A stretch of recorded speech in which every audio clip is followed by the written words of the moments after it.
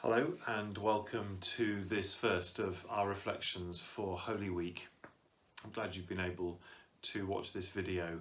It's really odd that we're not able to come together to worship. That's really starting to bite, as it were. And so we just wanted to offer as much as we could in this Holy Week to help us to make our journey through it, even though we're not able to meet together, but still in spirit to be able to draw near to God and to walk the path that leads us to the cross and to the joy of Easter at the end of the week. When we started our journey through Lent, it was back at the end of February, and following the tradition of fasting, many of us thought about what we might give up for Lent. The typical things: chocolate, alcohol.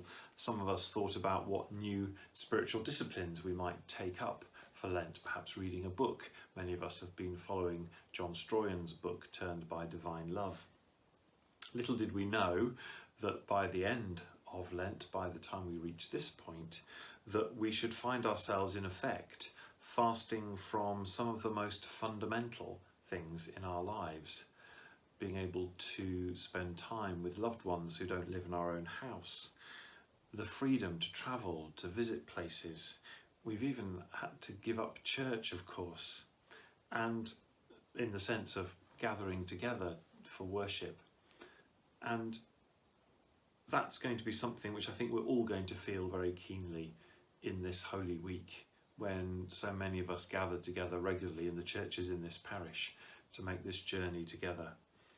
In some ways it feels like a bereavement, losing something that was so much a part of our lives, that we're so familiar with, that just is no longer there at the moment anyway. So we're in this state of self-imposed isolation, and it's a very odd place to be, and none of us have experienced anything like this before. But actually self-isolation is something that's always had a place in the Christian faith, in the Christian tradition. Every year on the first Sunday of Lent, we of course tell the story from the Gospels of how Jesus went out into a place of wilderness for a time of self-imposed isolation in order to rediscover his calling and to grow in his sense of being faithful to God's will and purpose for his life.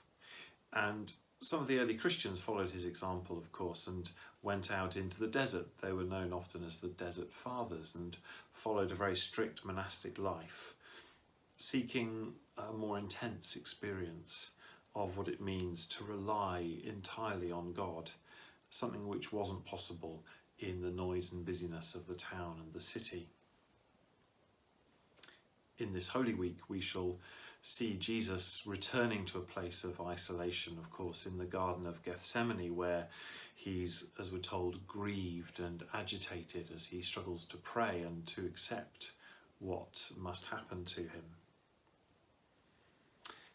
Bishop Stephen Cottrell, who's about to become the new Archbishop of York, wrote just a couple of days ago, saying, "This Holy Week we're going to have to follow Jesus in his isolation.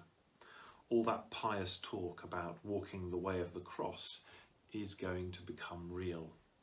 We will find out what being a Christian looks like when the trappings of church are removed for a while."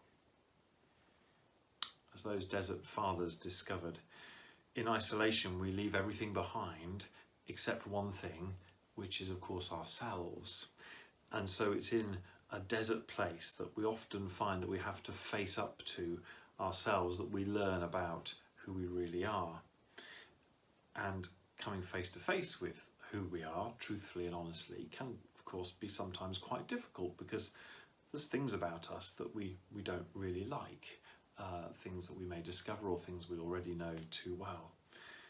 And when we're removed from the trappings of busyness and responsibilities, then we have to face up to who we really are, or we can choose to try and ignore that and create as many distractions as possible. Stephen Cottrell wrote this as well, warning us, if our only way of coping with isolation is to watch more television, consume more booze, or spend all day on Twitter, then we have much to learn. This Holy Week we could just continue to sit out our enforced isolation, try to find as many things as we can to distract and entertain us, and hope that we'll just get back to how things were as soon as possible? Or might it be that we embrace the emptiness and in it rediscover some truths, not just about ourselves, as uncomfortable as some of those might be, but also to rediscover truths about God, the God who loves us, even those bits of us that we find hard to accept ourselves. In this time of fasting, which it really is in many ways, fasting from many of the things that normally would sustain us, it's an opportunity for us to know in a new and real way the God whose love breaks down all barriers. And it's my hope and it's my prayer that we'll emerge from this time of isolation into a resurrection life, which, because of what we've experienced, and if we're open to God's grace being at work in this time of isolation, then it'll be a resurrection life that's more fully the life God intends for us.